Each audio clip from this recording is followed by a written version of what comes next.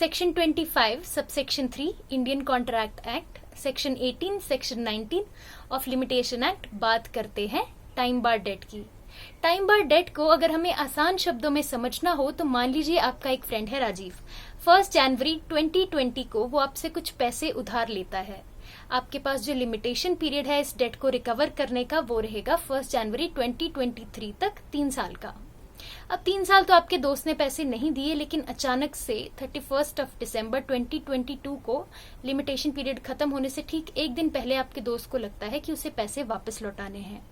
इसलिए वो आपको एक एक्नॉलेजमेंट दे देता है, और इस केस में जब एक्नॉलेजमेंट दे दी तो आपके पास एक नया लिमिटेशन पीरियड अराइज करेगा अगले 3 साल का उस डेट को रिकवर करने के लिए। यह है टाइम बार डेट का कॉन्सेप्ट। अब एक्नॉलेजमेंट की अगर बात करें तो वो लिखकर, बोलकर, पार्ट पेमेंट करके किसी भी तरीके से हो सकती है।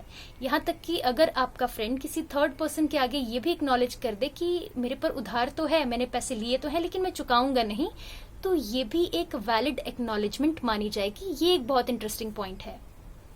अब आते हैं मुद्दे की बात पर। मान लीजिए उस दिन 31 दिसंबर को आपके फ्रेंड ने आपको एक्नॉलेजमेंट ना देकर चेक दे दिया उसकी जो डेट थी उसका, और वो चेक बाद में बाउंस हो गया। तो इस केस में क्या 138 की प्रोसीडिंग्स इनिशिएट करी जा सकती हैं चेक बाउंस के केस में या डिसऑनर ऑफ चेक के केस में? तो इसका आंसर है yes. Rajiv Kumar versus state of NCT of Delhi, 2024 Delhi high court. Delhi high court ने ये कहा कि अगर हम section 25 subsection 3 Indian contract act को देखें तो जब उसने अपनी डेट चुकाने के लिए चेक दिया तो वहीं पर वो डेट वापस से रिवाइव हो गई, क्योंकि एक तरह से उसने एक्नॉलेज कर दिया कि मेरे पर उधार था और मैं चुकाना चाहता हूं, इसीलिए 138 की प्रोसीडिंग्स इनिशिएट होंगी।